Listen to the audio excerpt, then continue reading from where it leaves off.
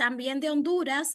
En esta ocasión, José Carlos Cardosa Portillo. Su presentación está grabada, pero antes voy a leer un poco su reseña. El doctor José Carlos Cardosa es docente en la Universidad Nacional de Agricultura de la UNAC, Honduras. Es licenciado en Historia, también es de Honduras. Tiene un máster en Enseñanza de la Historia por la Universidad Michoacana en México. Es estudiante del doctorado en Historia de la Universidad Michoacana de México. Sus temas de estudio son la enseñanza de la historia, historia de las independencias hispanoamericanas. También ha sido ganador del premio Medalla al doctor Ignacio Chávez Sánchez. Así que vamos a escuchar la disertación de José Carlos Cardosa. Buenas tardes, mi nombre es José Carlos Cardosa, representante en este caso de Honduras. Primero quiero agradecer a los organizadores del evento por haberme tomado en cuenta para poder conversar esta tarde con ustedes. Disculparme porque debido a algunos contratiempos en mis horarios no puedo estar de forma sincrónica con ustedes, por eso he realizado mi ponencia de manera pregrabada, pero sí espero sobre todo que les interese, les intrigue lo que vengo a presentarles y en todo caso, por si alguno de ustedes está interesado en continuar con el debate o tiene preguntas, los organizadores de este evento tienen mi correo electrónico para que se puedan contactar conmigo. Sin más, pues comienzo con mi tema de exposición. El punto central de mi investigación nace luego de reflexionar durante años en torno a los temas que se abordan en las clases que conforman a la educación histórica que recibimos los hondureños desde el momento en que entramos al sistema educativo formal, es decir, desde la primaria. Especialmente me preocupa que desde mi percepción, casi la totalidad de lo enseñado como historia de Honduras correspondía al ideario reformista de finales del siglo XIX, es decir, en el conocido momento histórico en que la reforma liberal comenzó con la instauración de un discurso escolar con fines educativos, el cual priorizaba la formación de una peligrosa conciencia histórica cimentada en las formas simbólicas del discurso liberal, como constructor de la identidad y del significado mismo de ser hondureño. El gran conflicto desde ahora el gran conflicto que desde ahora vemos hacia aquella forma de educación histórica es que divulgaba una narrativa oficial, monolítica, lo que eventualmente degenera en formas únicas de pensar el pasado y a la vez en formas únicas de construirnos como sujetos históricos.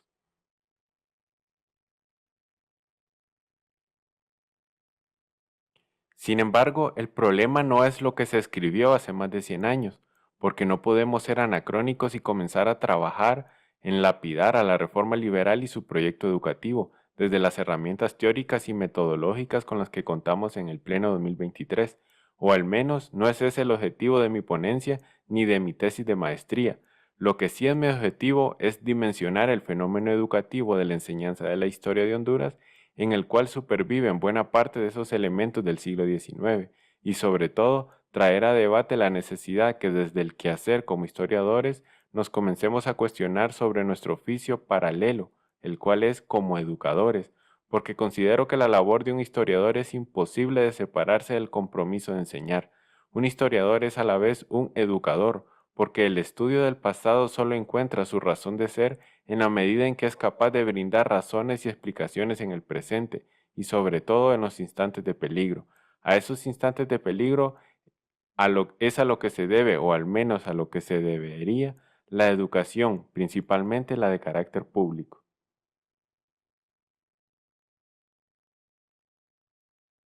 Por eso considero que los historiadores debemos de caminar con los dos pies, como dice la investigadora Ana Zavala, utilizando esta metáfora para hacer conciencia de que así con la misma rigurosidad con la que examinamos el pasado con carácter historiográfico, también reflexionemos sobre nuestras propias prácticas educativas, es decir, con lo que hacemos en el aula, porque de nada sirve una palabra del pasado si no es capaz de enseñar.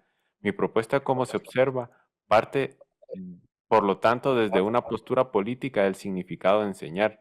Sí, porque educar es un acto político. En ese sentido, y desde una vigente posición freiriana, el planteamiento teórico metodológico está fundamentado en la búsqueda de una educación para la liberación, y para ello es imprescindible conducir desde el espacio educativo la formación de sujetos que posean las herramientas para transformar su entorno y desde la realidad de buena parte de la educación histórica de nuestro país.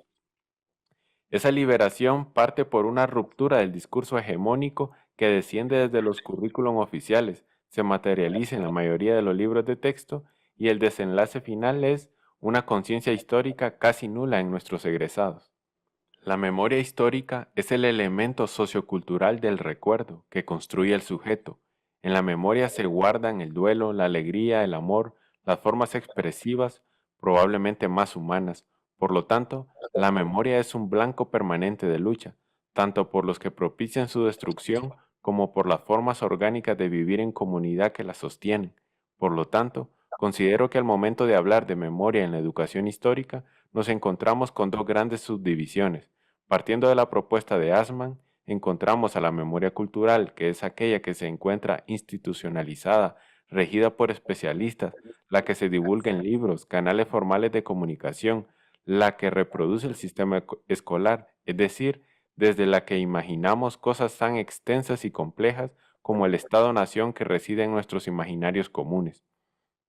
Sin embargo, también existe la memoria comunicativa, esa que se construye de manera más orgánica, cuando ejercemos todos los días la habilidad más importante y responsable de nuestro éxito evolutivo, comunicarnos. En esta memoria muchas veces lo institucionalizado se deforma, el recuerdo deja de ser blanco y negro, toma tonalidades al mezclarse con los significantes más elementales de nuestra identidad auténtica, como sujeto, como individuos, pero también como un sujeto comunitario.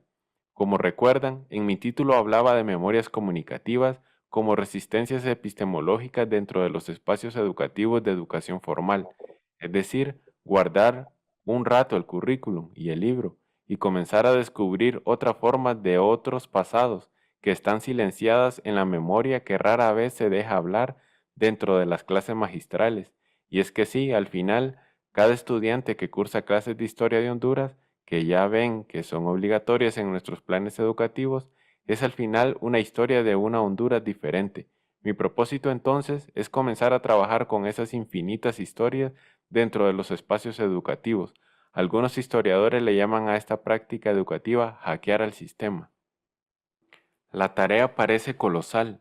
Por suerte contamos con teoría y metodología para trabajar las memorias comunicativas dentro de nuestras clases de historia.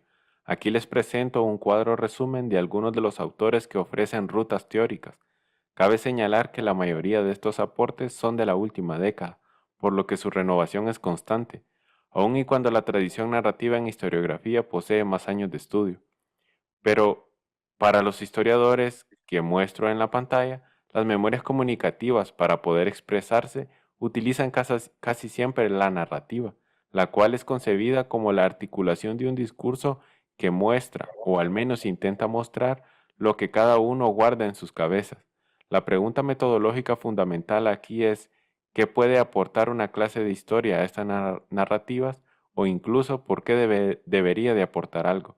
La justificante radica en la postura política que mencionaba al inicio. Si consideramos que la educación debe propiciar la liberación, entonces comencemos por fortalecer las narrativas comunitarias con elementos de pensamiento histórico complejo. Por lo tanto, los autores proponen los siguientes, que podemos ver en el cuadro. Por obvio que pueda parecer para nosotros, considerar que una narrativa histórica debe tener elementos de segundo orden como causas y consecuencias, es realmente triste ver en la práctica educativa que muchos jóvenes, incluso de nivel universitario, tienen problemas para pensar el pasado como una concatenación de acontecimientos que tienen una explicación causal, por ejemplo. Y es parte de lo que intentaré mostrarles este día al presentar algunos datos de mis prácticas educativas con estudiantes universitarios del occidente de Honduras. Por lo tanto, el objetivo a este punto de la investigación era definir qué conceptos de segundo orden serían trabajados en las sesiones para fortalecer las narrativas comunicativas. Finalmente, hice una selección resumida de todas las propuestas y tomé relevancia histórica, causas y consecuencias, cambios y continuidades y la dimensión sociocrítica. Cada uno de estos conceptos sirven para interrogar a la memoria y procurar construir narrativas más complejas. Sin embargo, es importante resaltar que el docente en el aula debe de tener el cuidado de no buscar introducir la construcción de nuevas narrativas. Si el ejercicio de la educación para la liberación requiere hacerse de manera auténtica, no hay que caer en el error de, como docente, comenzar a mostrar la forma correcta o única de construir narrativas, porque si no terminamos reproduciendo el discurso hegemónico y para ese propósito, pues mejor quedémonos recitando el currículum. Al final, para términos didácticos, mostraré el proceso de investigación dividido en tres momentos. El primero consistió en realizar un diagnóstico del estado de la enseñanza de la historia de Honduras, el cual al final terminó convirtiéndose en el primer capítulo de mi tesis. Para esto, entre otras cosas, se consultó al actor más importante del asunto, al estudiante, mediante una encuesta de preguntas cortas. Se hicieron una serie de interrogantes a estudiantes del occidente de Honduras, que se acababan de matricular en el primer semestre de la universidad, pero las preguntas iban dirigidas no a elementos que estaban involucrados dentro de la educación histórica recibida en la universidad, sino anteriormente, es decir, en su bachillerato o nivel de estudio más cercano antes de entrar a la universidad. Aquí muestro solo algunas de esas preguntas, que en total fueron 18. Como pueden observar, en la figura número 2 se les consultó cuál era el patrón dominante de la clase de historia. El 50% menciona que era una clase magistral, es decir, una en donde se silenciaba al estudiante, en la cual no había opción de opinar. En la figura número 3 se consulta sobre algo peculiar, y es que una de mis hipótesis era, además, que el discurso hegemónico de la educación histórica de Honduras prioriza la reproducción de la región dominante, política y económicamente. Hablamos del centro y norte del país. Como ven, el 78% de los consultados considera que la zona norte y centro es la que predomina dentro de las clases de historia. Es decir, la educación histórica se ha ocupado principalmente de hablar de espacios que muchas veces son desconocidos para el estudiante de zonas rurales como Ocotepeque, Copán o Lempira, departamentos de origen de la mayoría de los consultados. Esto da como resultado que el 50% considere que su región está excluida o muy excluida, como se logra observar en la figura 5 extraída de la tesis. Otra pregunta importante era medir cómo consideraban la clase de historia en relación a los recursos didácticos que utilizaban sus maestros. En una escala de poco importante, importante y muy importante, evaluaron a los recursos didácticos. Como se observa en el libro de texto, fue el principal ganador. 28 de los estudiantes lo consideran que es el más importante, mientras que otras formas como la música o el cine o la fotografía se encuentran más relegadas. Pero como observar el estado de la educación histórica requiere de algo más complejo, en la etapa 2, que comprende el segundo capítulo de la tesis, hago un análisis más profundo de las narrativas de los estudiantes.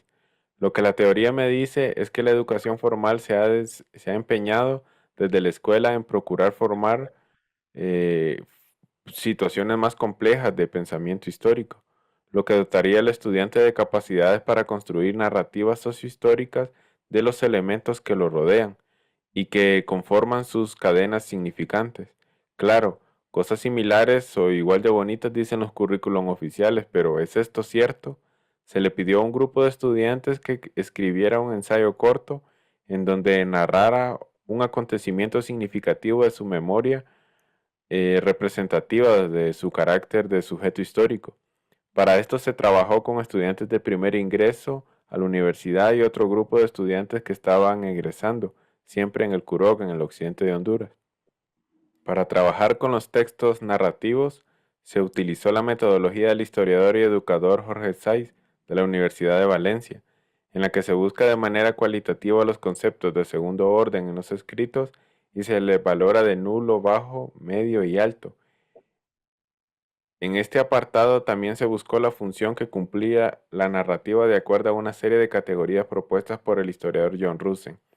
Además de estas tablas que buscaban resumir los análisis, también se desarrollaron de manera más extensa casos que consideraba que merecían especial atención porque podrían servir de ejemplo, como lo es el caso del estudiante número 9, quien en su trabajo cuenta lo que los abuelos le relatan a ella sobre el pasado.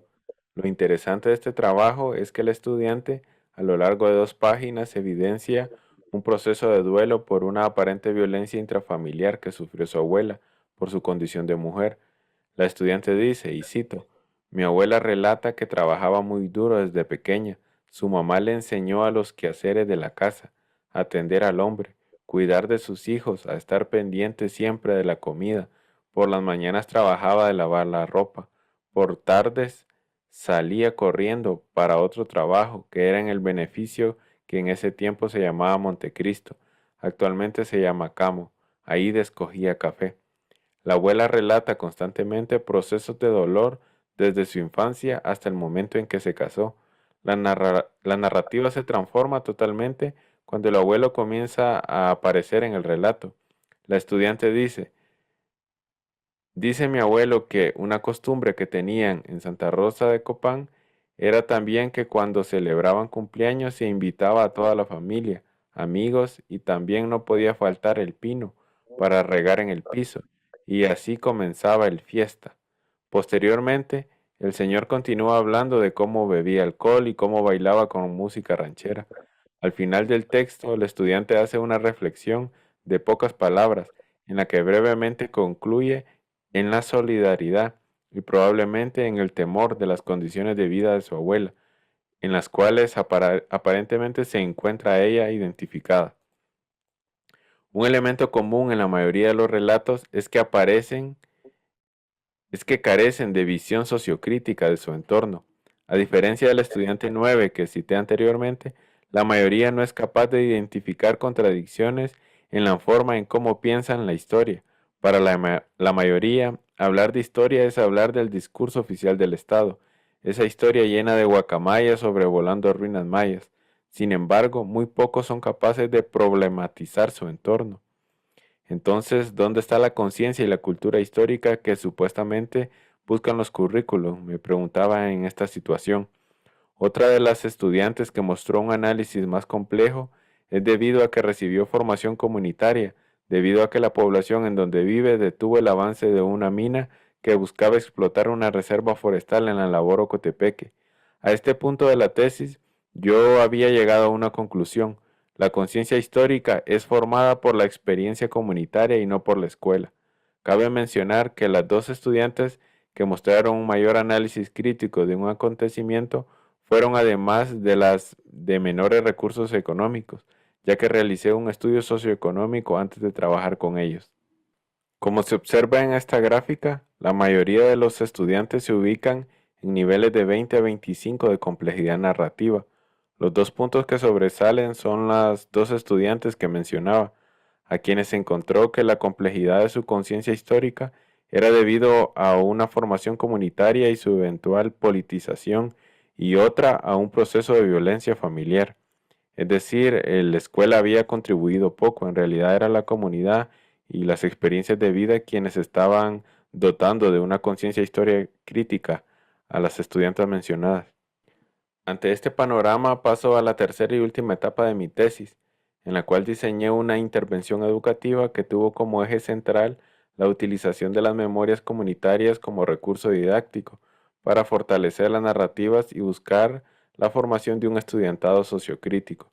La intervención duró aproximadamente 20 horas distribuidas en diferentes días. Sin embargo, por temas de tiempo, pasaré rápidamente a las conclusiones de esta última etapa de intervención y a las conclusiones generadas del trabajo de investigación.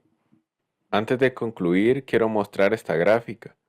Luego de trabajar con los jóvenes desde sus narrativas comunitarias en el taller educativo, se hizo el mismo procedimiento de evaluar cómo construían una narrativa sobre un acontecimiento significativo que ellos mismos habían escogido. El resultado muestra que a diferencia de las dos curvas inferiores que corresponden a los estudiantes que no recibieron el taller, la línea superior de estudiantes que sí lo recibieron alcanzaron un nivel de complejidad narrativa situado entre el 25 al 50, a diferencia del otro grupo que están situados de 0 a 25.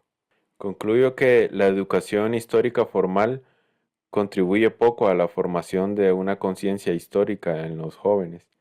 La comunidad en sus procesos orgánicos es quien consolida al sujeto histórico y que el currículum y el recurso didáctico dominante se enfocan en repetir el discurso totalizante del Estado-Nación. Por eso yo aconsejo, recomiendo incluir a las narrativas comunitarias dentro del espacio educativo porque significa plantar barreras de resistencia a estos planteamientos hegemónicos y mostrar otras formas de pensamiento.